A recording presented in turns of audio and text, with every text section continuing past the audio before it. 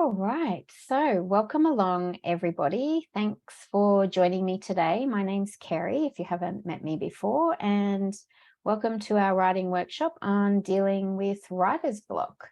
Thank you for putting your student IDs in the chat. That way we can record your attendance, and we're going to get started.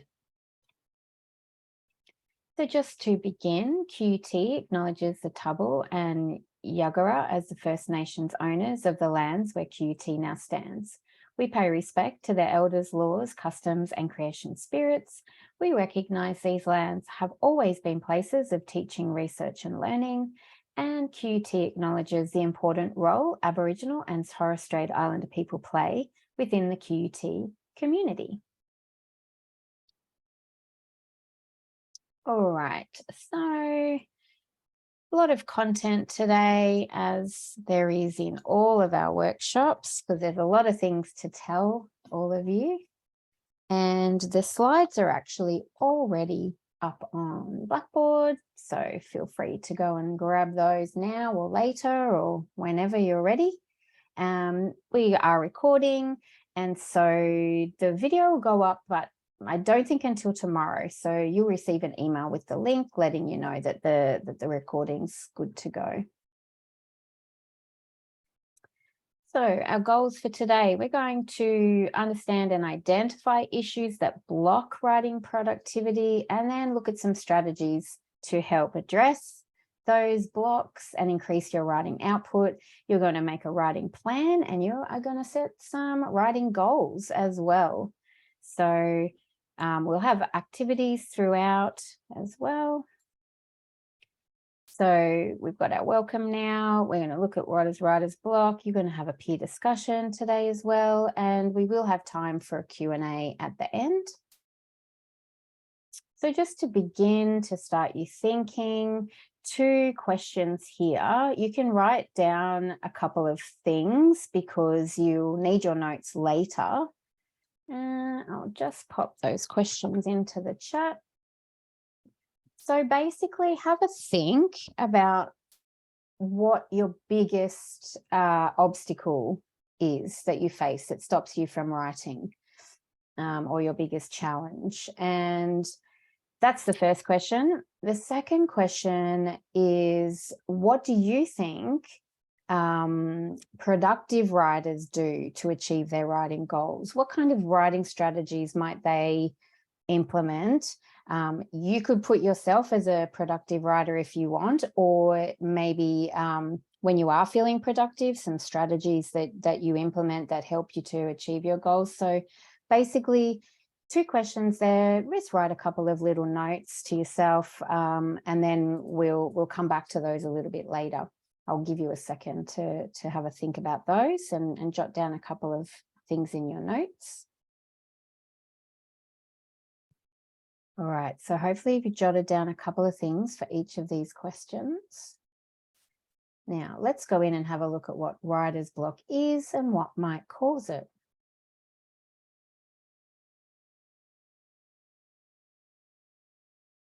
Someone's written in the chat, summarizing is a challenge for me. So that's me. You mean putting other people's words into your words, maybe paraphrasing or summarizing a big chunk of information. All right, so let's have a look. What is writer's block? So you can see here, there's a dictionary definition and a couple of other definitions from the literature, or maybe you like Calvin's definition. The condition of being unable to create a piece of written work because something in your mind prevents you from doing it. What do you think? Temporary or chronic incapacity to put pen to paper. I'm hoping no one's got a chronic incapacity, and maybe we're hoping it's going to be temporary. An inability to begin or continue writing for reasons other than a lack of basic skill or commitment. So you have the basic skills, you're committed. So what is it that's blocking?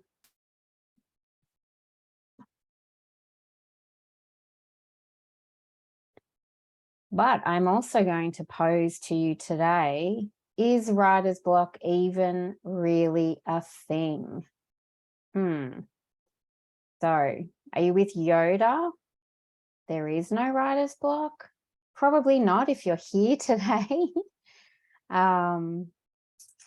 What do you think? So just posing the question here. Now there's you can see here, there's 2 quotes from the apa.org website by from the professionals in the field. Naming something gives it object power. People can overthink themselves into deep, dark corners, and writer's block is a good example of that. Writer's block is an artificial construct that basically justifies a discipline problem. A commitment to a regular work schedule will help you overcome barriers like perfectionism and procrastination. So discipline problem, they're meaning your discipline as being able to sit down and work at your desk. Okay, so what do you think about these definitions? Do you prefer the ones in the other slide that are suggesting that writer's block does exist, whereas these ones are saying, yeah, so in the chat, writer's block does exist, but we can bust it, right? That's what we're here to do today. I still think these quotes are good because what they're saying is that we can overcome any barriers. And if we are naming it, if we're saying, I have writer's block, then that's potentially giving it the air that we don't want to give to it. All right, so one of the things that links very much to feeling stuck with your writing, if we want to call that instead of writer's block, is to do with confidence. I'm just going to pop this poll up.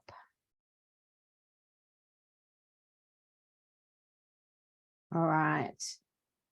So have a look at the poll there. What do you think? No right or wrong. It's an anonymous poll. Okay, so you can see there, most of you have some confidence, so that's great. Someone has a lot of confidence, even better, and a couple of you feeling a little bit low with your confidence. So we're going to look today at some ways to boost that confidence and increase it. But it's just good to think about where you're at right now.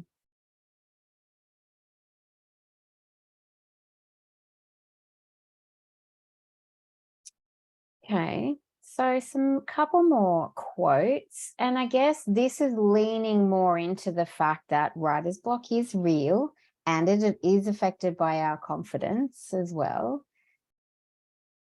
Writers have to think and think hard. Writing is mentally challenging, which requires more hardcore cognitive expenditure than many other lines of work. So this is, saying, yes, what you're doing, writing about research, it's hard.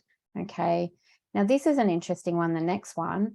Research in neuroscience and psychology have found writer's block is a reaction to challenges associated with language production. So that's getting the words down on the page and getting the words that you want to articulate exactly what you mean. So that can cause writer's block as well, can't it? So we've got the fact that it's challenging, the fact that it's related a lot to our confidence and feeling like we know what we're doing, we know what we're talking about. And it also links to the fact that we have to, there's pressure, isn't it, to write in a quality way so that the meaning is put forward for your reader.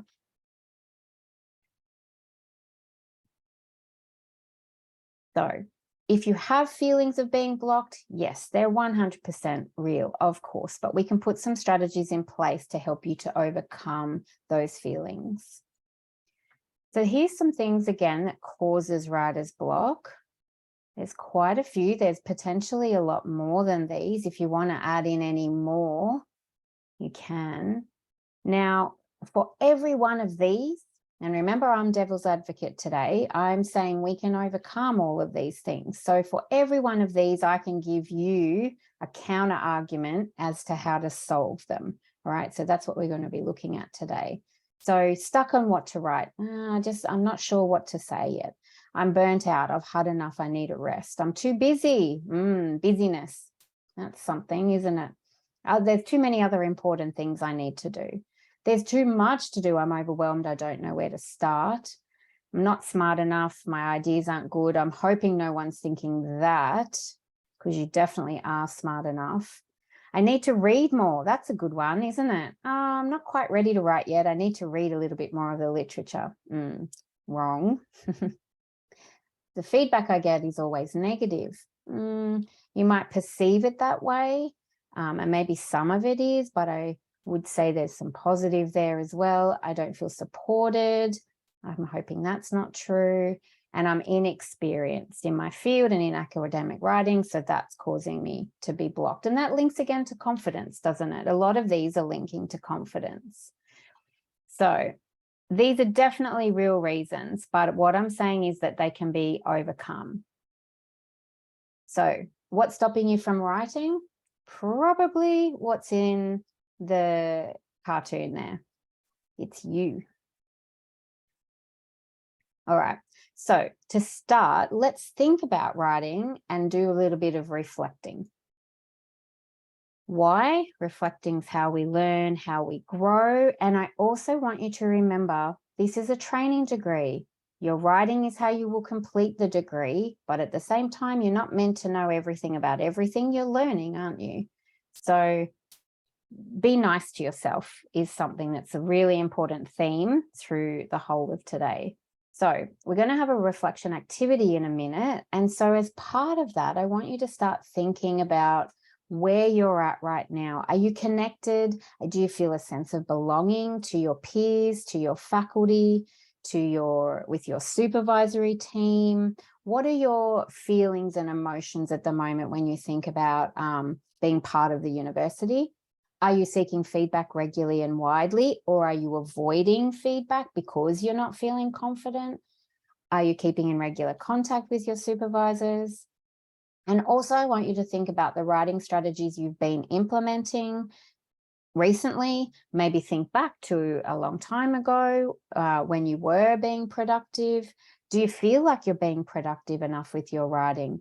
Can you address any of these or problem solve these barriers to productivity? So have a think about those as we go to the next slide. All right, so we're going to reflect to understand our feelings about writing. We're going to take some actions or write some actions that we're going to be able to minimize obstacles to productivity, and we're going to implement a writing plan. So activity 1, this is a reflection activity. There's 3 parts to this. Anyone who's done the Write Your Journal article in 12 weeks module with eGrad School, this will be familiar because we did this as part of the first week of that module. So first part of this activity, write down in your notes the feelings that come up when you think about your writing experiences so far.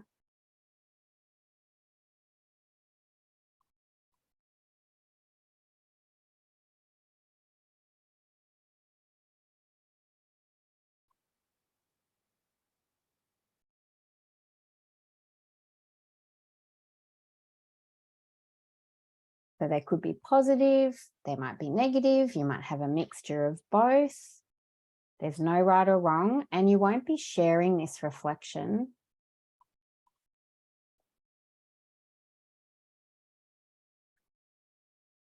So I'll give you my examples. Yours don't have to be like this. But for me, when I was a HDR, it was time, finding time. Everything seemed to take ages to write. Plus I had all the competing tasks that I needed to do. I could sometimes sit there for 2 hours and write 1 paragraph or revise a paragraph that I'd already written. So feelings that come up when I think about where I was at near the end was just time. How on earth am I ever going to get this thing finished?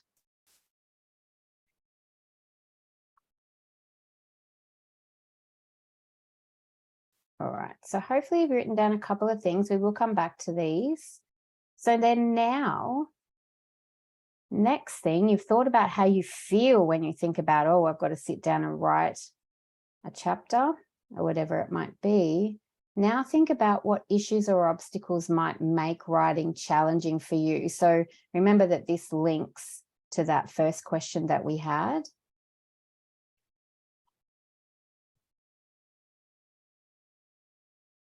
This might be similar to what you had in the first question. The obstacles might be physical, they might be mental, they might be like me, and it was time. Where am I going to find this time?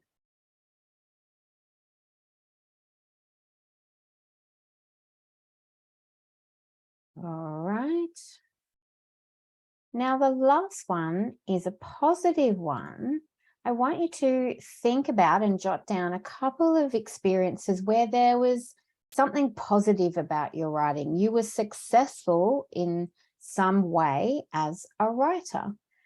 Now, there will be some definitely positive, even if it's milestones you've already achieved in your candidature, even if it's being, applying and being accepted to come and, be a HDR at QUT. It could be, all the writing that you did for your undergraduate degree. It could be many, many different things, but I want you to think about how it felt when you were a successful writer, because by the end of this, I want you to feel like this lovely lady in the yellow dress, where when you're thinking about the writing you need to do, you've got to smile as opposed to lying on the floor in a ball, which hopefully no one is doing.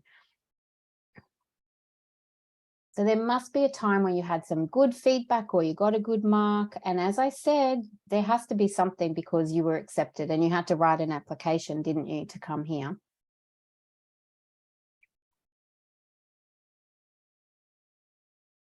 So the idea here is that there's proof you can write well, you can be a successful writer. So I want you to keep these notes handy for later.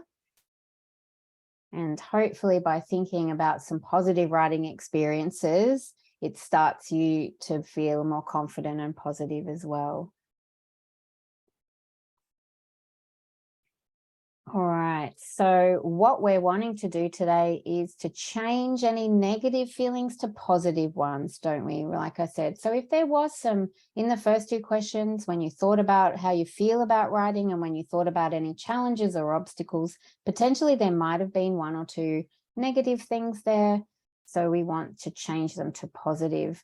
And that quote is really important. Learning to talk about writing is an important key to becoming a productive writer. Writing's a social practice. Even though you're all alone when you're doing your writing most of the time, in the end, that document and the reader and the dialogue you have with the reader is part of that being a social practice.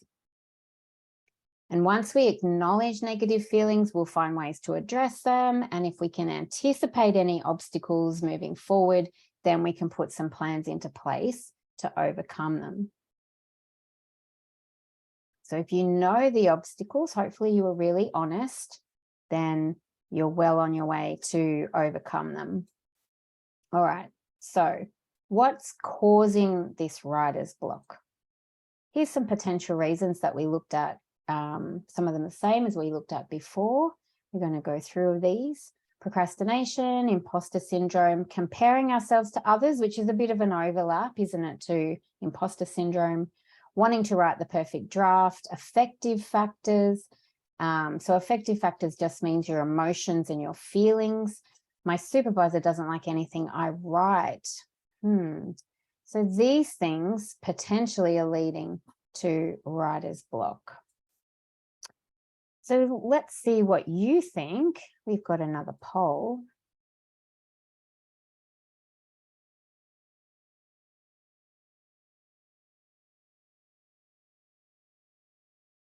All right, let's have a look at the results. What have we got? So procrastination, wanting to write the perfect draft.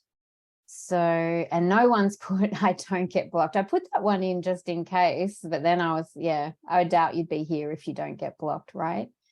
So quite a spread. I'm glad we've only got a couple for my supervisor doesn't like anything I write, but I am sorry if you did put that, and we'll look at this later, but I don't believe that would be true. Okay. But I do understand that might be how you're feeling for sure. Someone's just popped into the chat. Not an option, but I struggle with having big undefined tasks. Yeah, I generally know what needs to be there, but structure and content is highly variable. So struggling with the scope. Yeah. So planning might be something really good for you.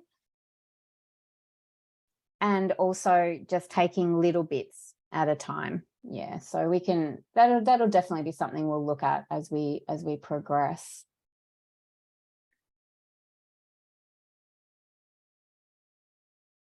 Okay. Is this you? Are you too busy? No time to write? There's always other things to do that are more fun, isn't there?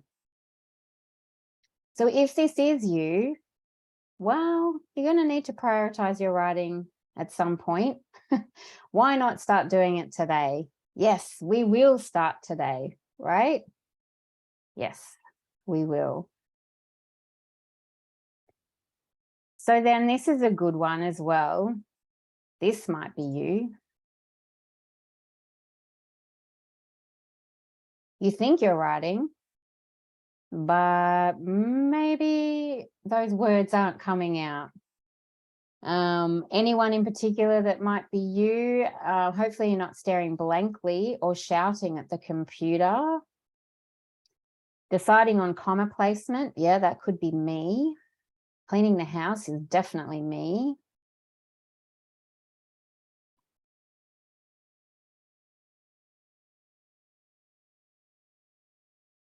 So time spent actually writing, not much, is it?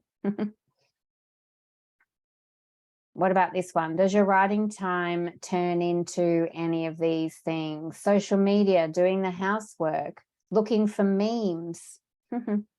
So to procrastinate, to keep delaying something that must be done, often because it's unpleasant or boring. Okay. I'm hoping you're not finding you writing about your research boring, but you might find it unpleasant. Why? Because it's hard, it's challenging, not sure where to start, and all of those things that we've already looked at, isn't it? But certainly procrastination is something that we would definitely all do. So which one of these are you? Maybe you're more than one. I would say for me, I'm the cleaner and the side trucker, and I'm the list maker. So yep, I'm more than, yep. So we got another cleaner. Well, okay. So what are you going to do if you're a cleaner? Go to the office, go to the library, go to a cafe. Can't clean there, can you? That's what I used to do. What else? Has anybody else got one? Has anyone a napper? Gardening. Yep. We got any gamers?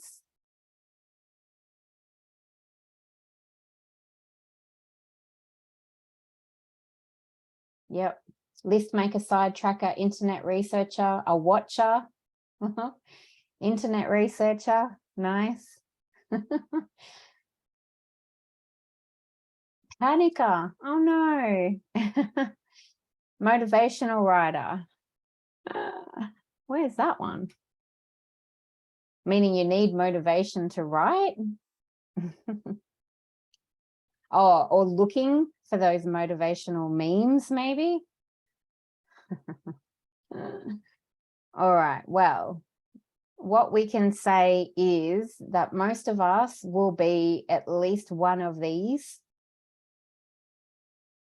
And so when we look at our strategies, I want you to think back to this, whichever one you wrote down, and think which strategy is going to help you address this. So if you're the cleaner, you can't be at home. That's basically the way that is, unless you're going to clean up somewhere else. I'm not sure what you're going to do if you're a napper. Oh, maybe same thing. Don't be at home. Then you can't nap. All right. So imposter syndrome. We had a couple of people mention in the poll. I'm a fraud and I will be exposed. You're not frauds because you were accepted to come in to do this degree. Okay, so we'll squash that one now.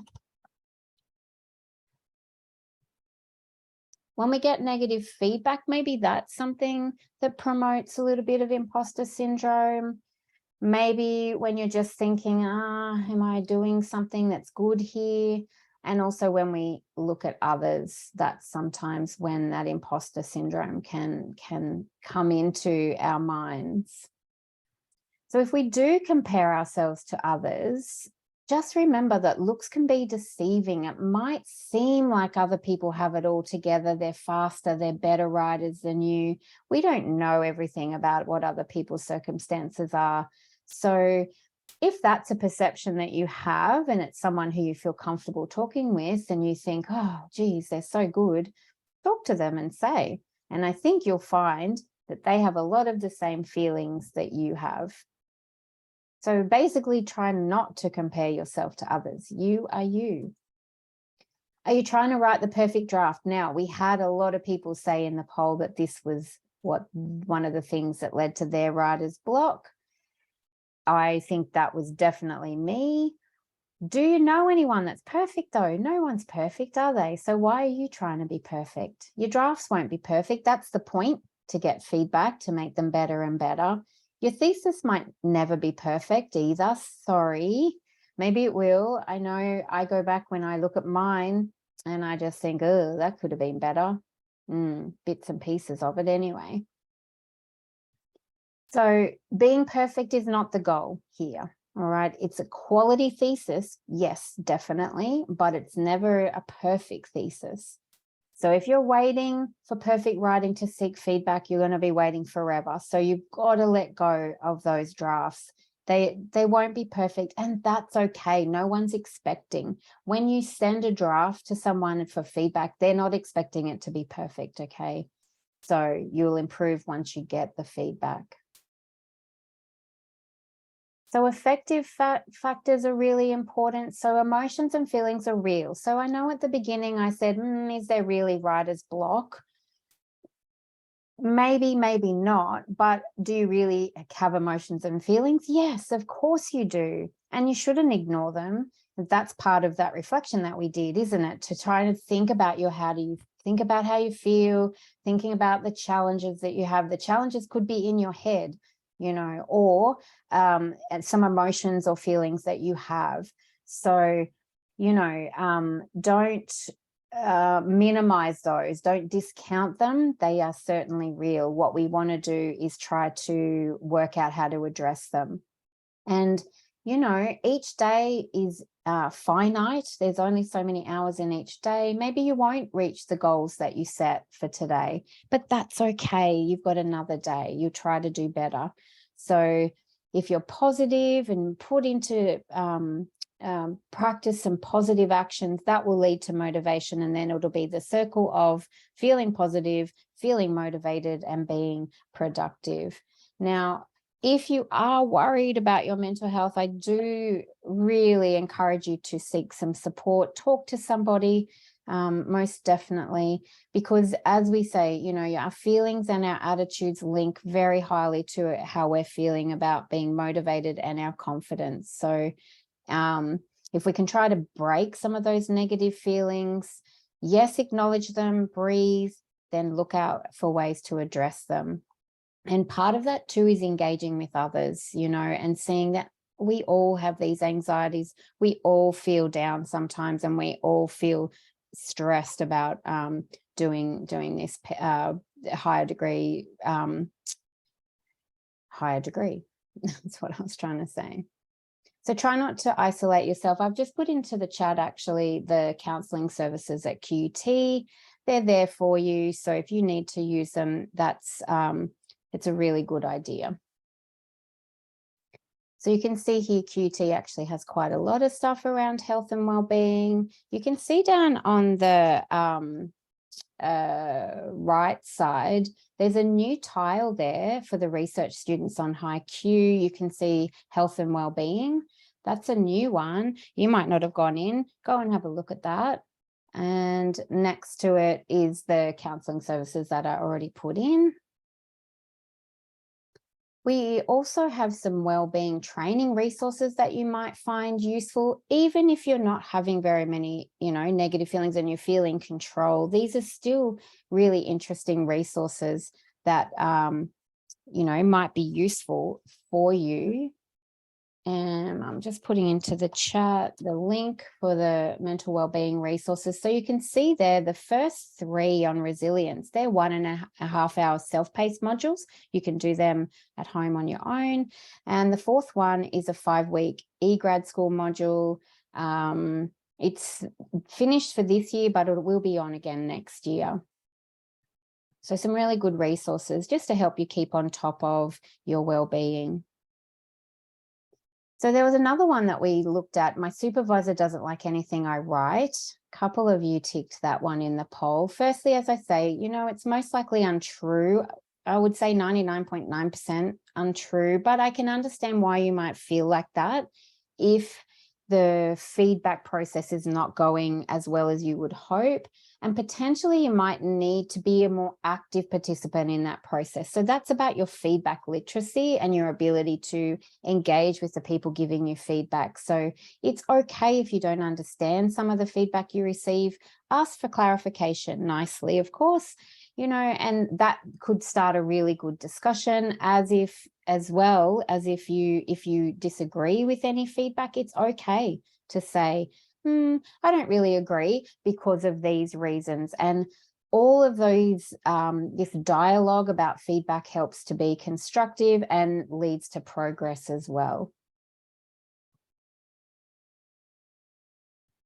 So after looking at all the things that might be causing this writer's block, let's focus on some positives. Now, my uncle, he's a professor at a university in Chicago, and he was really the only person in my non-university life that really understood what I was doing, and also understood that asking me, how's it going? How long? Why is it taking you so long? He understood that that was not the right things to say to me. So he had this acronym. PhD is perseverance, hard work, and dedication. And he used that as a way to make me feel better, to know that I was going to get there. There's a real dodgy one that I've made for the MPhil. So can you think of an acronym in the chat? Put it in the chat that might be a good way to keep you motivated. Obviously, we want to avoid negative words. All right, we've got one. PhD, painstaking, headache, difficult. I thought I said try to avoid negative words. So no, I'm not accepting that one. You don't think it's negative. In the chat, they don't think it's negative. Yes, it is. Well, the difficult, if it was easy, everyone would do it. That's what I say. Do you agree? All right, well, looks like we have to stick with mine. Perseverance, hard work, dedication. And you've got all those going on, haven't you? Oh, yes, it did make me laugh. Thank you. Okay, maybe some more will trickle through in the chat. We'll see. All right, now, I don't play videos very often, but we're going to look at one today. So,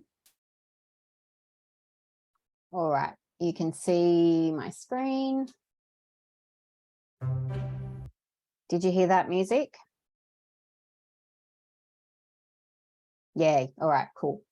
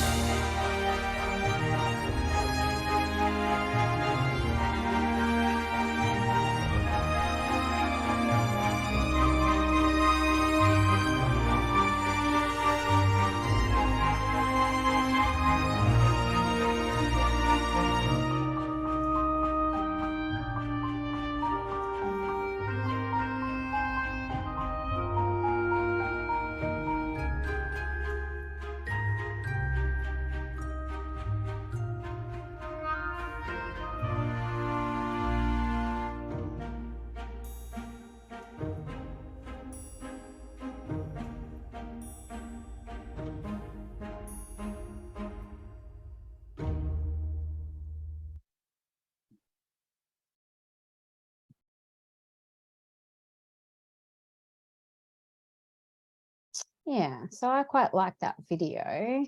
So another poll, what do you think? Did you recognize any of those voices? Let's have a look.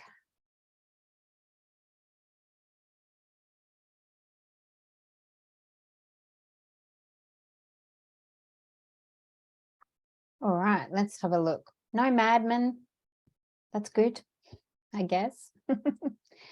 Lots of judges. Interesting. So that comes back to being perfect, right? A couple of you have all of them. A couple of architects. All right. But I like what they say at the end is to embrace all of them and use all of them to your advantage. You still might need a bit of madman, mightn't you? All right, let's move on. We do have our peer discussion now, but before we do that, I do want to say we did get another acronym in the chat, and it's a good one: persistent, hearty, and dedicated. Love it. Thank you. Very nice. All right, so it is peer discussion time. So make the most of this opportunity. This is my little spiel about why you should join with your peers. Well, it's active learning. You'll get more retention of the topic we've been talking about, improves critical thinking, collaboration, and we construct knowledge with others. Remember what I said about writing being a social practice?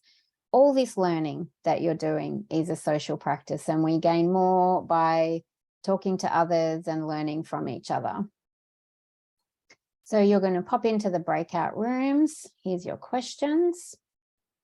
All right, so by now, you should have a really good idea of any obstacles you're facing, any reasons for some writer's block that you might be experiencing, and, you know, very clear about where you're at exactly. So let's have a look at how you're going to bust that block and some strategies. All right, so what did you come up with when you were talking in the breakouts about what productive academic writers might be doing to achieve their goals? You can turn on your mic, you can write in the chat. Was there anything that you came up with that you think that can, a strategy that to achieve writing goals and be productive?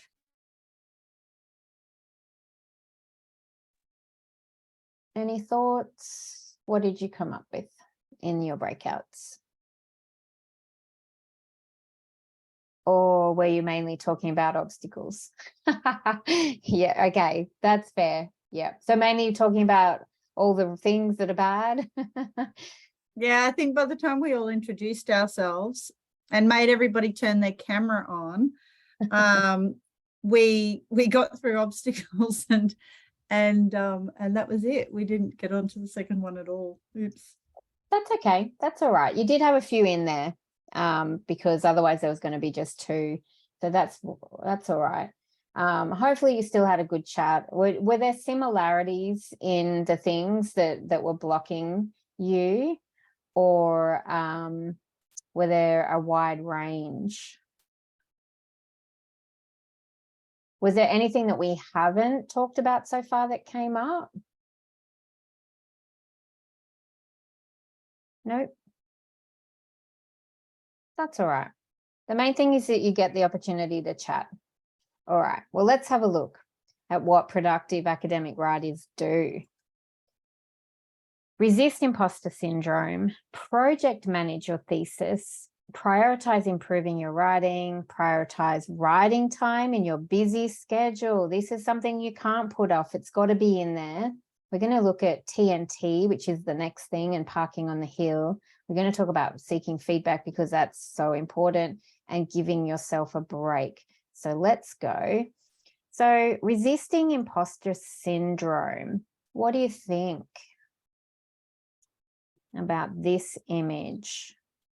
So if we have imposter syndrome, we're potentially thinking we don't know much and everybody knows a lot.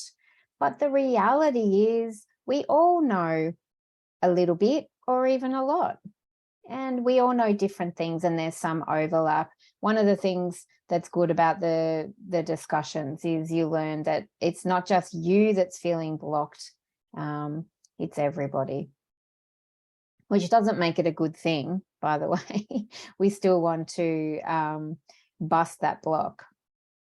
But just by looking at this, focus on reality, okay? The imposter syndrome, it is in our minds. Yes, of course, some people will be, you know, quicker, faster, have more publications, be further through, whatever it might be.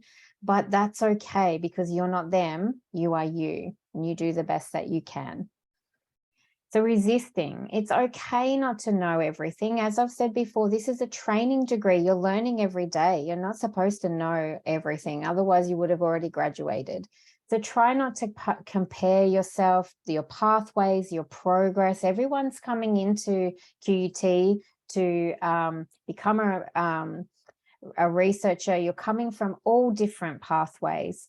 And remember, we said before, keep in mind positive writing experiences. That's another way to help to bust that imposter syndrome. You are good writers, you are successful writers, and you can do it. You obviously can. You wouldn't be here. Okay, try to keep a list of any big or small successes that you have, because you need to keep reminding yourself that you are awesome. You do have good ideas. Your research is important. We all struggle from time to time. That's okay. Be kind to yourself and just really try to resist that imposter syndrome. Okay. So project manage your thesis. I wonder if this could be the one. We had a comment earlier on in the chat saying it's hard to know where to start. There's so many things to do. So maybe by planning and project manage and looking at this as like your job, so your full-time or your part-time job, and as part of your job, writing isn't optional. You do need to write, don't you? Because that's how you're going to show off your research ultimately. So make a whole thesis writing plan, make weekly plans, monthly plans, and work through step by step and regularly revise. That's what you would do if you were a project manager. If you were building, I don't know, a house, you'd have a project management plan, wouldn't you? So think about your thesis maybe as a house that you're building. So you've got to get the foundations right and then go up from there, isn't it? And then you make it pretty later on. So reflect on the achievements that you've already had, and then also with that reflecting, what can you do better?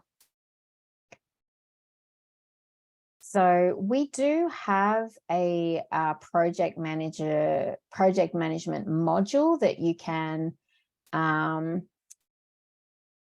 5 weeks. The next one will be in March. That's an eGrad module. Maybe that will help. And this is linked towards your doing your writing and your degree, this project management. It's not about building a house, okay? So that could be a good one. It would really help you if you are wanting to improve those skills, those planning and project management skills. That's a good idea.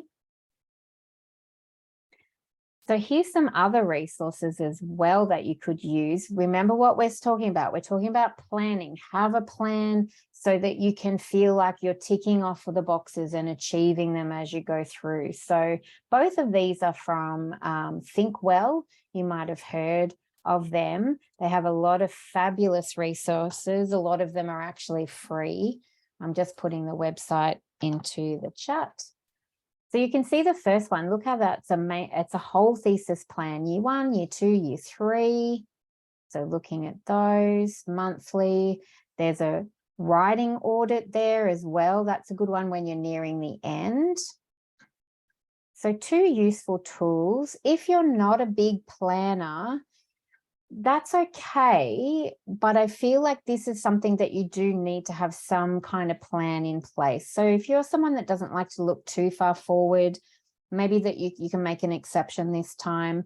Depending where you're up to in your candidature, it's a good idea to start at the end. So think of when you're looking to submit for external examination and then work your way backwards. That's also another way to look at it. And we're going to look at more about planning in a minute, because you're going to put together a bit of a plan. But these are some good resources just to start with. And the idea of this, of saying, you know, project manage your thesis and have a plan, it's not to make you more anxious. It's to make you feel in control. All right. So do whatever it is that you need to do to feel in control. It's not a good idea to have a plan that makes you feel anxious, okay? That's not the aim of it there. So as part of your planning, divide your thesis writing into segments, into chunks that are manageable, okay? That's all part of your planning. So monthly goals, weekly goals, yearly goals as well. And then obviously you will have to adjust as time goes on. But if you can keep up with those goals and keep ticking those boxes, then that's going to reduce the stress, reduce the anxiety, and show you that you are on the right track. Now, on the flip side, sometimes you're going to get behind a little bit because stuff happens. Life still keeps going during all of this time, during your candidature. So you might, and also the other thing is things take longer than we expect. So have some buffers in there if you can, and also some breaks. You are allowed to take a break. Okay, so breaking into manageable chunks can make it seem, well, not even seem, but it, you know, you're able to achieve and tick more boxes off as you go through, rather than waiting for a long period of time to feel like you've achieved something that you're trying to achieve. So one of the other ways to bust the writer's block is improve your writing. Prioritize that. Now, you're already doing that by coming here today, right? So that's a great first step, isn't it? And potentially a lot of you have been coming to a lot of the group writing events. So you're already doing this, which is great. So this is interesting research and fairly recent.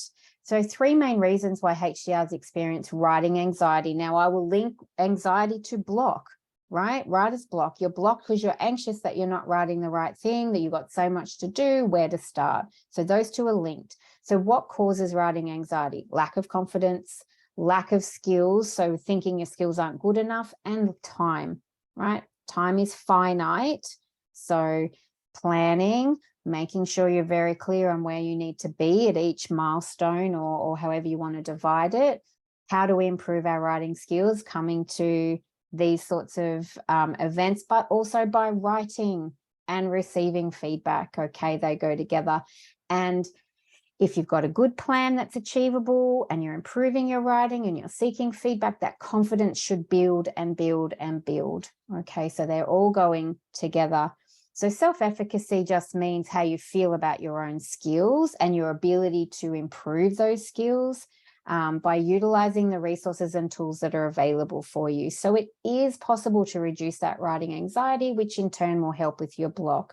So be really honest about the things about your writing that you think you need to improve.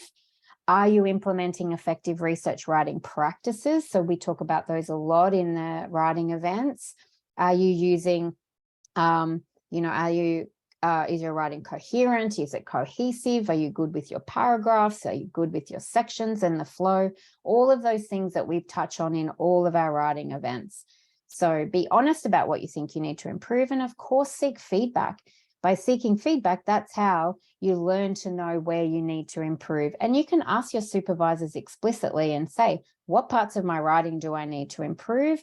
And then as you begin to improve those, of course, that's going to increase your confidence, lower the anxiety. So it's like a circle, isn't it? So we have a writing skills assessment tool that is potentially a really good way to start here if you're not sure what aspects of your writing you might need to improve. Now, some of you have probably already done this tool, but we are going to do it right now. I'm going to give you a couple of minutes. So you're self-assessing your writing skills. Once you've done it, you get a form emailed to you for your records, so you can see if you think you might have improved over time. And I really encourage you to discuss this with your supervisors to help formulate a plan to improve your writing. So I'm going to give you a couple of minutes to do this. It's just in UniHub. I'm just going to give you the link. So this helps you to start thinking about where you're at. What aspects of your writing might you need to improve? Now, you might already know what you need to improve, and you also might have already done the tool. If you haven't, just pop in and do it now. I'm just going to give you a couple of minutes. Some really interesting research is around self-assessing our writing skills. And what the research shows is we often self-assess a lot higher than reality. So be really honest when you're looking through each of those aspects of writing. Now, if you're not sure, again, you can raise this with your supervisors and you can say, this is how I self-assessed these aspects of my writing. What do you think? Do you think am I being too hard on myself, or am I not quite being real? Certainly a really good way to start that conversation with your supervisors, because remember as well, it's not up to your supervisors to be the ones to how would we say? So it's up to you to improve your writing, but it is the role of the supervisors to highlight the aspects of your writing that you need to improve. So many of you won't have had that conversation. Don't be scared of the conversation, by the way. I think it's a really good conversation to have. And it's all part of the feedback literacy process as well, where if you have a conversation and ask them what they believe about your writing and where you can improve, that will help you to know where you need to focus your time. So in the chat, we've got a comment saying I was scared and uncomfortable at first. I'm assuming you mean talking to your supervisor. But it's just really good to get it out there, you know, and it will help in the way that your feedback is given to you as well, you know. So ask your supervisor if they're saying, I think that there's this that you can improve on. Let's say they structure of a paragraph. Okay, let's pretend it's that. Then you can say to them, okay, well, can you point out to me in my next draft where I do that well and where you think I haven't done it well? And then that's like modeling to you, isn't it? Where you've done it well. Yeah, and then also, as we say, coming to these group writing events will help to boost your confidence as well. And also when you begin to see that the feedback is improving too. Because don't forget, sometimes your supervisors, they won't always articulate exactly what the issue is with your writing. They might say, this isn't very good, or you need to reword, but they don't always name exactly what it is. So this just starts the conversation so that you're really aware of exactly what you need to do. All right, I'm going to keep going. So as part of the writing process and taking control of that, it's okay to write bad drafts, okay? Those bad drafts are for you. Put all your thoughts in. They're messy, but it doesn't matter. You've got to get the words on the page. And unless you've got the words on the page, you can't revise and improve. So if you can stop not writing, that's going to be progress. So if part of your writer's block is you're barely putting a word down, try to let go a little bit and try to just write whatever's in your mind, even if it's to say, I've got no idea what I'm doing. I think that my research is about this. Maybe it is, maybe it's about something else. I know I read this really great research article that talked about gaps. I think I'm addressing that gap, whatever. Just write anything. Write a few swear words if you need to as well, if that helps.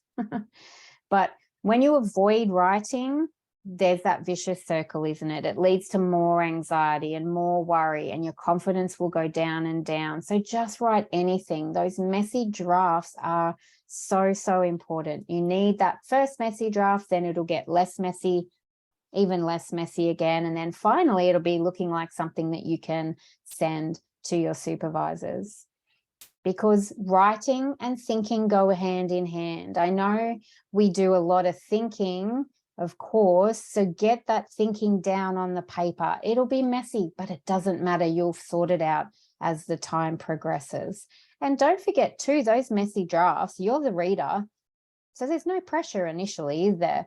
Eventually you polish them up and make them not perfect, but enough, good enough to send off for some feedback. Messy drafts are good.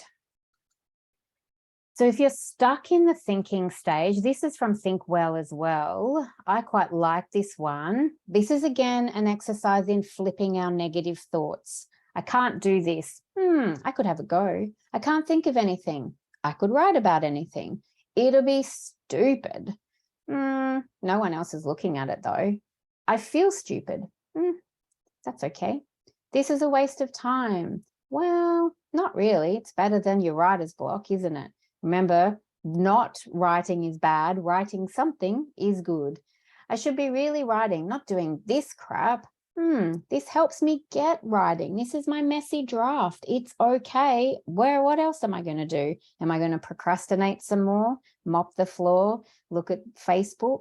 No, I'm going to just get some words, any words, onto the page. So part of this is prioritizing writing time. So we get busy, there's 100 things to do. And what do we tend to do? We tend to do the easy things first, the things that are right in front of our face at first. Writing keeps getting put on the back burner. If you are waiting for a big chunk of time, oh, I've got a whole day off on Friday, I'm going to write on Friday. You can find time before Friday. Make writing a habit. It's not optional.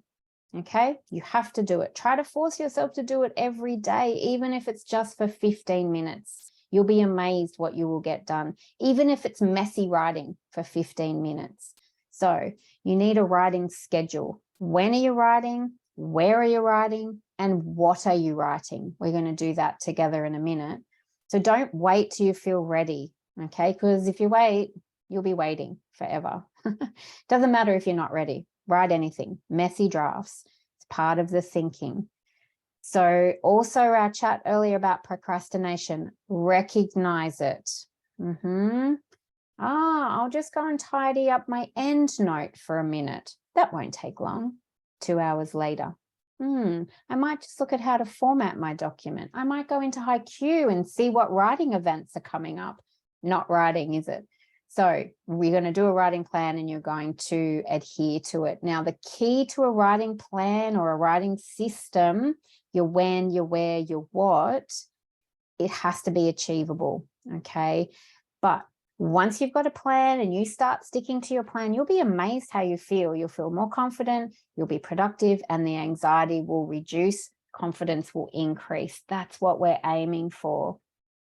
Procrastination happens, yes. Now, if you're working, which most of you would have some kind of employment, I would say that's easy to do, isn't it? If you've got kids, I might just go and prepare dinner so I can feed the family. There's 100 things that you could procrastinate with. Wait, think about what you're procrastinating is doing. It's not writing. Do some writing, then reward yourself with whatever you were going to do with your procrastination. So research has shown, there's a few articles, well, a lot of stuff from Boyce. This is a little bit old, but he's a seminal researcher around writing productivity, pretty prolific actually with books and articles. So he's a leading scholar. This is one of the research projects that he did where he asked academics at the university where he's at, which is somewhere in the US, I can't remember where. And they were a lot of them were busy. Oh, I'm so busy. I don't spend much time writing. It makes me anxious, blah, blah, blah. All right. So he was like, okay, you all seem pretty busy. What exactly are you doing? So he had 3 groups. Group 1, they wrote whenever they had time, when they weren't busy. On average, over a year, 17 pages of polished writing. So writing that was ready to be submitted wherever it was going, probably a research article. Group 2, they implemented regular 1-hour writing sessions, 64 pages. That's a lot more. It's more than 2 times. It's more than 4 times, if my maths is any good, which it's not. But it's a lot more, isn't it? Just by having regular 1-hour writing sessions every week. Group 3, interestingly, not only did they do the 1-hour writing sessions, but they came and reported to Boyce their writing logs. Okay, so they'd come into his office and say, oh, these are the times that I was writing. So he was like their coach, let's call it, or somebody that they had to report to. Look at that, 157 pages. Interesting. Now, if you want to be like group 3, don't necessarily report your weekly writing log to your supervisor, but someone else who can be your cheerleader potentially that, yes, an accountability partner in the chat. Perfect. That's it, right? And someone who not only is your accountability partner, but let's say you have a week where you weren't as productive as usual, you can have a conversation and say why. Something might have come up, but they can say, how are you feeling? Oh, I'm feeling a bit anxious because I didn't achieve my goal. Oh, so what are you going to do about it? Oh, I might fit in another hour next week. Sounds good. Okay, so someone who you can have that accountability with. but a big difference, 157 pages to 17. You want to be group 3. All right, so these regular writing sessions, what might they look like? Well, you could do writing sprints. Some of you might have done these before in the HDR Writers Wellbeing Lounge, or you might have done them by yourself. They're a really good strategy. It's about draft writing, messy drafts or not so messy, whatever you like, but all you do is write. No interruptions, no multitasking, you are purely writing. So to call it, another word is snack writing. Break writing into 25-minute focus blocks of time. Now you can change that. It could be 15 minutes, 30 minutes, 45 minutes, 1 hour, whatever you want, play around. But what's really important for writing sprints to work is they need to be planned before the scheduled writing time. You need to know what you're going to write. So let's have a look here about the psychology of writing sprints, because we've talked about psychology a little bit because writer's block is in our mind. So it's getting into our mind and flipping that narrative. Oh, I'm too busy. I don't have time. I'm anxious. Oh, my confidence. Oh, I don't know what to write. We're flipping that. So the psychology of writing sprints comes from Parkinson's law, where he basically said, tasks expand to take up the available time. Now, if we have an hour to do something, let's say I've got visitors coming, I've got half an hour, or we'll make it an hour to tidy up. I will make it just in that hour, okay? I probably won't finish it in half an hour. It'll take an hour. So basically, if you have a time frame to do something, you will take up that whole time to do that task. So for writing, we want to find our optimal time frame where we can concentrate. Is it 15 minutes, 25 minutes, an hour? And not only the time frame, try and set a goal for how many words you want to write as well. That will force you to get words down. Now, don't panic if you don't reach it the first time. It might take a while to figure out how much time you or how many words you can do in your optimal time frame. So play around with that. The idea is not to get anxious, okay? It's to be achieving your goals. These timeframes might seem short, but when you plan and there's no distractions and all you do is write, they can really, really help. But try to have breaks if you're doing back-to-back sprints. So if you're doing a 25-minute sprint back-to-back, two to fill up your hour, make sure you have a little break in between. You don't have to leave the desk, or you might. You've got to decide what's your best way of having a break. So another option, which you could link in with your writing sprints or not, whatever you want to do here, is free writing. This is about those messy drafts. If we're getting blocked due to anxiety or about language production and being perfect, just free write. Now, this is from Peter Elbow. Again, he's another professor in the US, a seminal author about productivity and writing. This is his quote. It helps you with the root psychological or existential difficulty in writing, finding words, putting them down on a blank piece of paper. So much of our time and energy is spent not writing, wondering, worrying, crossing out. Try again. What's happening to this sentence? So frequently free writing, you learning to get on with it, right? Don't be held back by worries and whether these words are good or the right words, because that'll come to you later. So free writing is good because it reduces the feelings of anxiety and feeling pressured, and it separates production and revision, okay, which is what we want to do. Remember, we were saying, I want the perfect draft, and I was saying how I could spend 2 hours revising a paragraph that I'd already written instead of writing. So I'm not being productive. So you can time however long. Try for 10 minutes, just writing whatever's in your mind.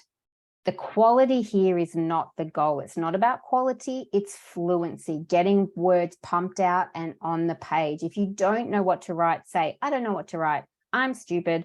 I don't know what I'm doing. Actually, I do know what I'm doing. I'm very passionate about this research project because of these reasons. And then the thread will start and your mind will get back into the game and start to support you instead of working against you. So no editing. The same as with your sprinting. No editing. Do not edit.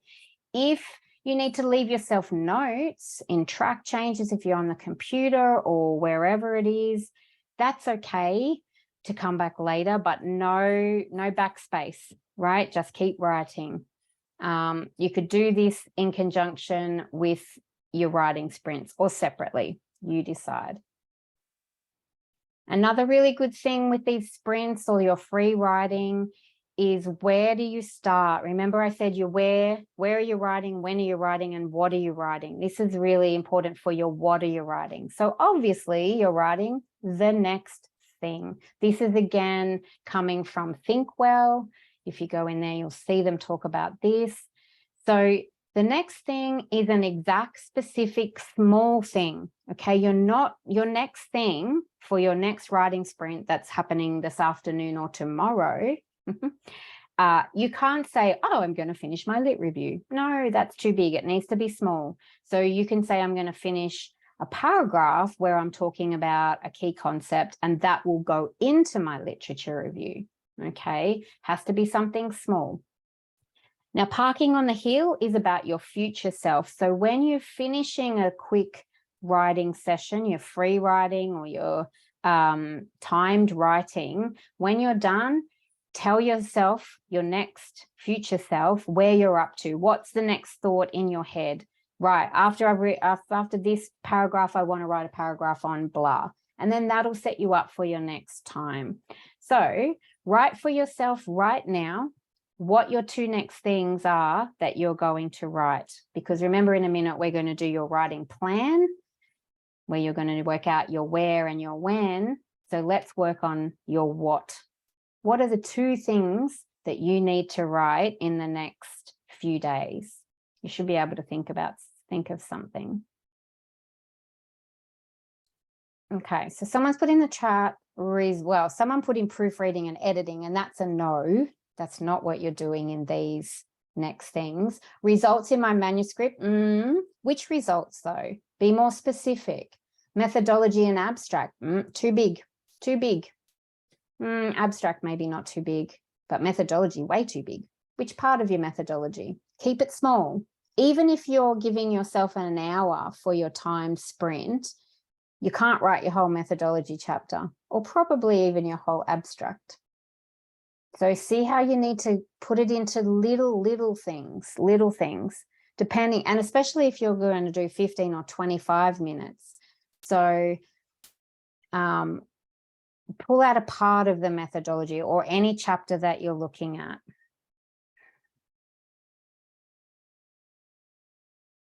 All right, we're going to move on, but your next thing, it has to be small, okay? If you're wanting to think about your methodology as a whole, then that's okay. Put that into your bigger writing plan, all right, about when you need to get that done, and then you're going to break it into its little chunks.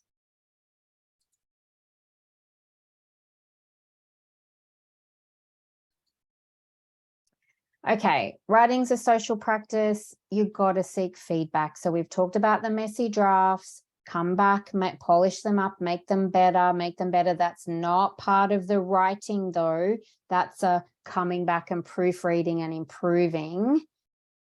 Then you're ready for the feedback. So with that first draft, sometimes it's nice not to send that to your supervisor.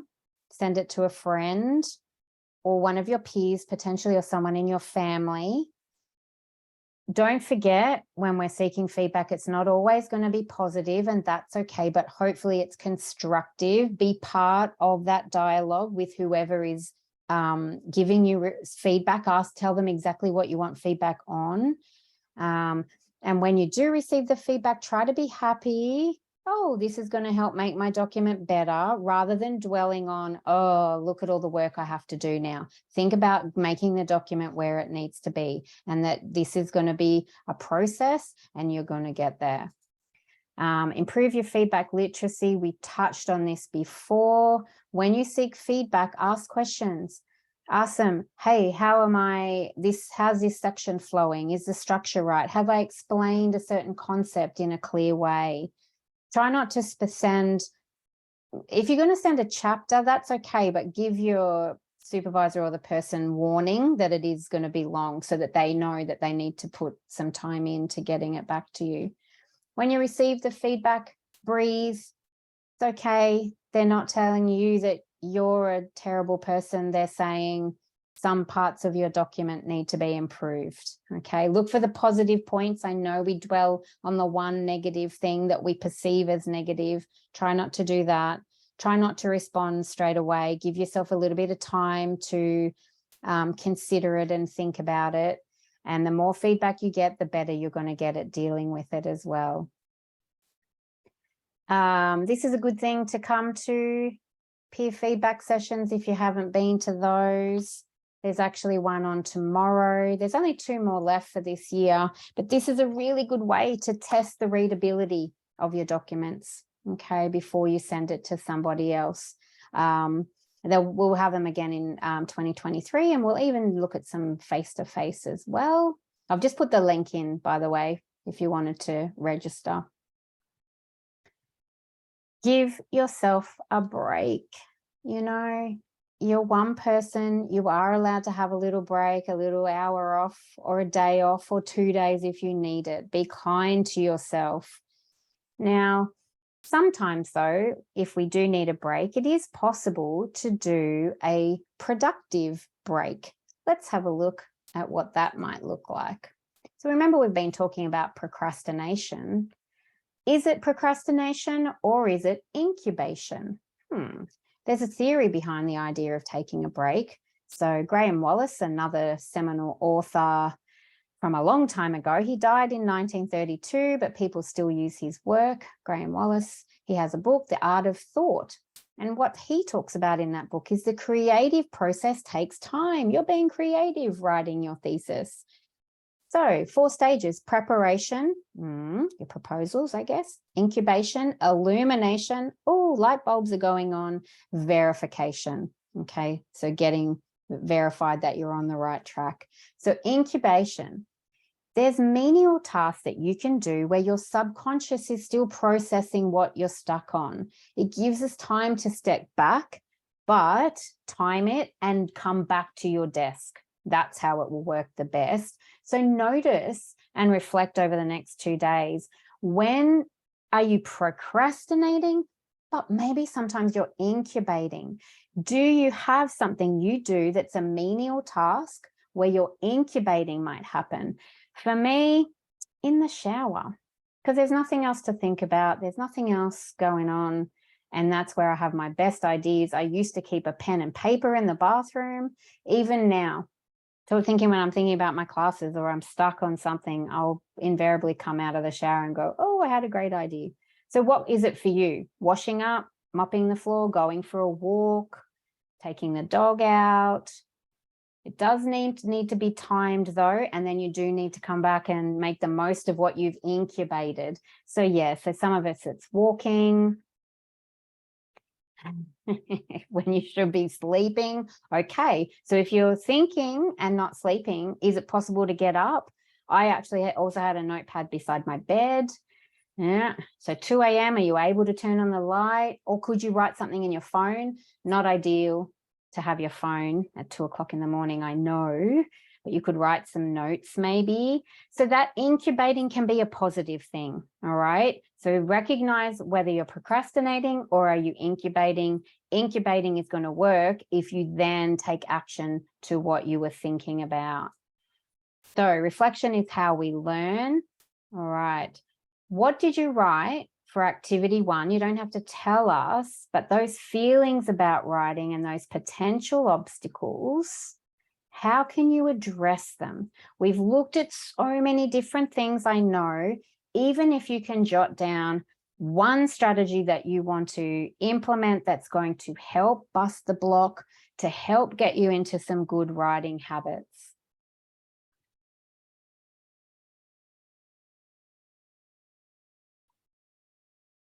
Okay, we've got to go quick now. I've just realized. So you're going to jot down a couple of things. We're going to keep going.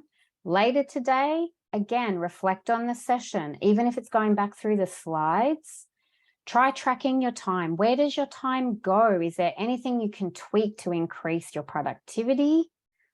Keep reflecting on how far you've come. Remember, there's positive things to be thinking and reflecting on as well. Be kind to yourself, believe in yourself, acknowledge the negative feelings, then say, I've got my plan to write and I'm going to do it, even though I don't feel like it, and I'm going to feel good.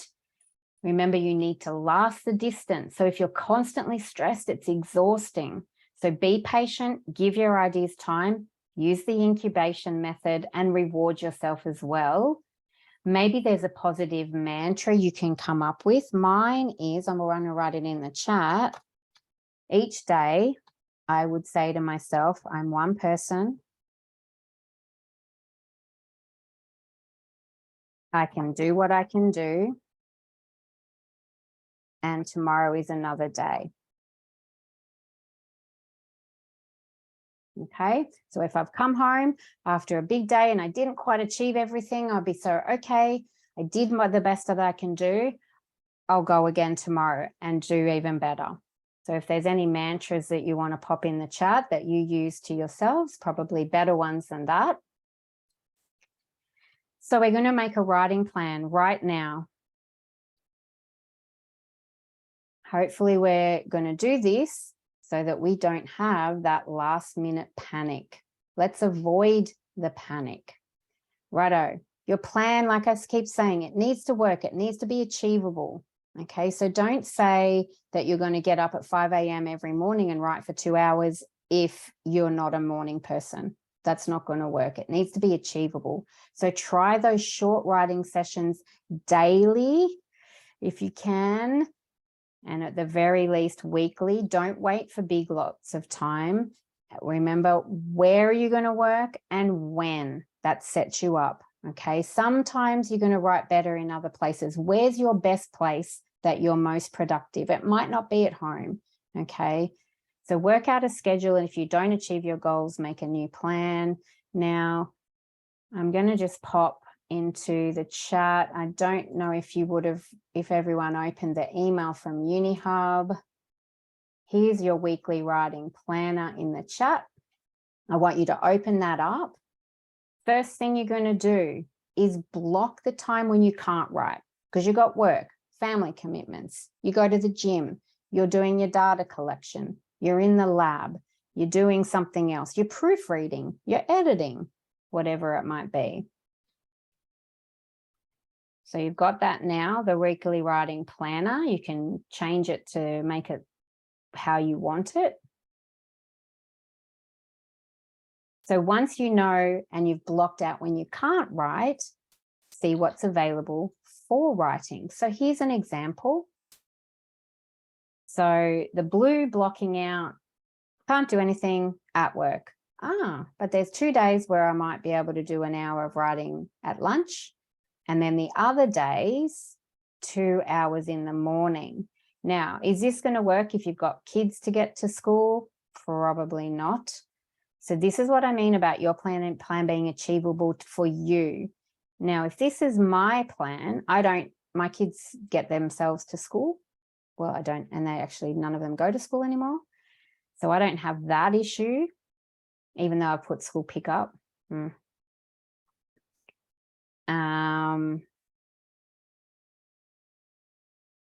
But notice there's no late night writing. No good at late night writing, too tired, but maybe that's when you come alive. Okay, so start by blocking when you can't write, see what's available, and then put in sometimes where you can do a timed writing sprint. So that's your when, okay? So where's your where? Is it at home? Is it on campus? Is it at the library? Is it in a cafe? Is it at the park? Think about where you're most productive. Sometimes you need a backup just in case something goes wrong and you can't go where you wanted to go. You've got your when. Try for 25 minutes, 5 days a week if you can. If you can do more, do more. And then you've already done your what, didn't you? You jotted down before your next thing, your little chunks. Not I'm going to write the whole methodology chapter or the whole literature review chapter, but one little part of it. Okay, and then keep updating that as you go. So if you can have an achievable writing plan each week, now whether you can keep it the same every week or not will depend. Maybe you need to write it each Monday, check it out. Now, something that I do with my weekly is I actually do it daily, not weekly. So in the morning, I go, right, this is what I have. This is my 25 minutes. Okay, so maybe that will work better for you than even a weekly plan. Maybe you might want a monthly plan. Generally, a monthly one is going to be bigger goals though, isn't it? So once you know your where, your when, and your what, how many words are you going to pump out? That'll be trial and error. See how you go. Having your word goals and free writing stops you from agonizing and editing. It's not about quality. Remember that we're talking about this is getting the words on the page. Make sure you remove all the distractions. You cannot have your emails open. You cannot have your phone next to you. You can't have anything to read. But the idea of these plans is they need to be achievable. I cannot emphasize that enough. If it's not achievable and if it doesn't fit with you and when you can concentrate and when you're able to schedule, it's going to make you more stressed because you won't do it. All right. So it has to be achievable for you. Try not to feel isolated. Build and foster those relationships with peers and supervisors. Your family should be your cheerleaders. So say to them, don't ask me when I'm going to be finished or how I'm going. Instead, ask me what I'm working on right this minute and how that's going. Maybe that will help you. Look after your mental health. Ask for help when you need it. If you're really stuck, do some reading, but read critically and annotate, write as you go. Just write a few words here and there, some bullet points, expand later. Go for a walk and talk into your phone, record yourself, chat to somebody, use pen and paper. Sometimes that's a really good way. Just ramble, do that free writing. What are my aims? Who are my stakeholders? Who are my participants going to be? Maybe keep a diary to see how your feelings and habits are going. That might help you to address some of those obstacles. Try reading a book. Might help with writing as well. Remember, reading's not writing though. You still need your writing schedule. There's just a few good ones. Organization, productivity apps. Maybe they'll be useful for you. Whatever works. It's going to be trial and error, okay? And that's okay. As long as you start, keep reflecting, keep thinking.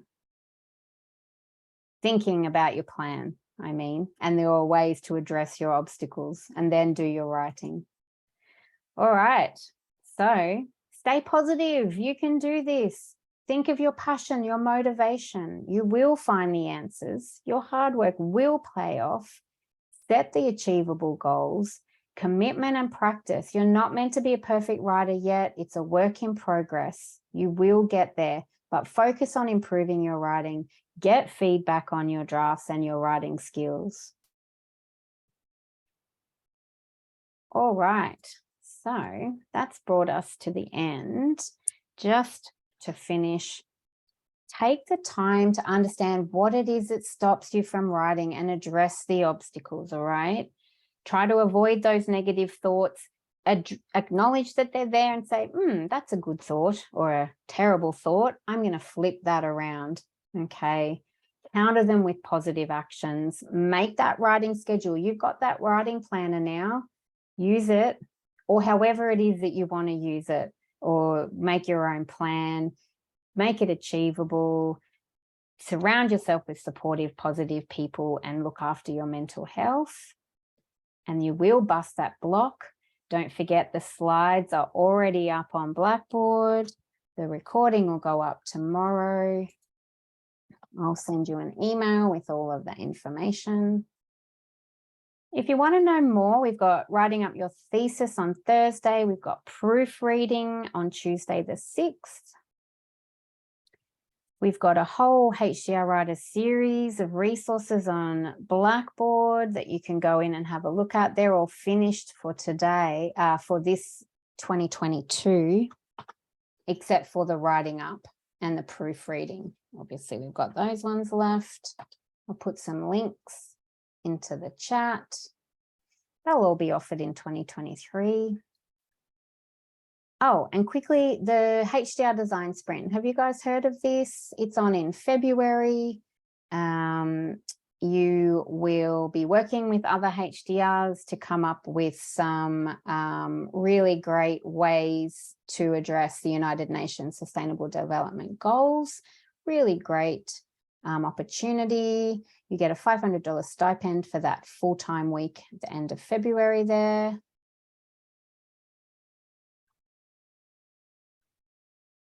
And you can email the, you can go onto the page there, or you can email the HDR partnership team if you want more information. Really good opportunity. Also on Thursday, career competitive skills for employability. That's a really good workshop. As we said, writing up your thesis. And then there's the Writers Wellbeing Lounge on November 30th, where you can practice your writing sprints if you need that. And if you can let us know what you thought of today's workshop, if you have any feedback to give, I've put the link in the chat. You've also got the QR code there. That'd be fantastic. And if you got any questions, we've still got about 5 minutes. We ended up rushing through that end a little bit, but let's do a little recap. What did we say? We said, is writer's block real?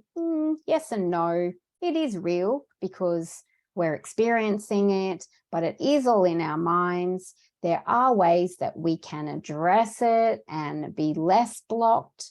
And one of the main ways is to have that long-term plan, and also to have your weekly and your daily plan. And if you've never tried writing sprints before, or tried doing that timed writing and just putting 25 minutes into each day, you'll be amazed at how productive you can be.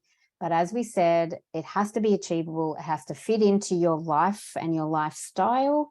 And also you need to know what you're going to write before you start the sprint, okay? Before you set the timer. Don't be thinking, oh, I'm going to set the timer and then, what am I going to write today? Make sure that's already set up. Your where, your when, and your what.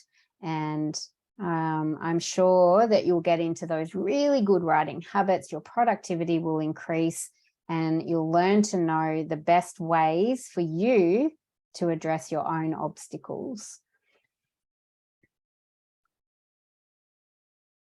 Okay, so any questions, any comments? Hopefully you're feeling a little bit more confident, feeling like you've got some good strategies that you can implement. Happy to answer any questions. I think it's about doing, isn't it? I know, we've had some activities through the session. Hopefully you've engaged in those activities. You should have a few little notes. You're hopefully giving yourself a little pep talk. Yeah, the time slots in your calendar, exactly. That is so obviously, to be able to be productive and actually do the writing, we have to have it in our calendar, and then we actually have to do it. So really having it in the calendar is the first step. But if you can actually adhere, and as we said, the more you do, the more productive you are, the more you're having these good experiences with your time sprints or whatever time slots you have, the less you'll be anxious, and then you'll be feeling good, and then you'll be looking forward to your writing time instead of dreading it. I don't want you to dread it. I want you to look forward to it. Okay. All right. Yeah, and also, yes, you need to prioritize, of course. And as we said, there is things in your life that are priorities that you can't move. But, you know, maybe you can do a bit of a juggle and free up a little bit of time somehow. When you look at your calendar and you block when you can't write, if you can't find any time to write, then obviously something needs to give, doesn't it? Because we do need to make writing a priority at some point. But surely 25 minutes a day, you can do it. I know you can. All right, any questions? Or are we all good to go? Hopefully you've got some good strategies and you're feeling really confident and positive. Feel free to let me know how you go. Remember too, you're going to reflect later today on what were the best ideas that you sort of had during this session, and are you procrastinating or are you incubating? I think that's a good one too. All right, I think it might be time to go, huh? Thank you everyone for coming along, and I will see you all soon. Good luck with your achievable writing plans.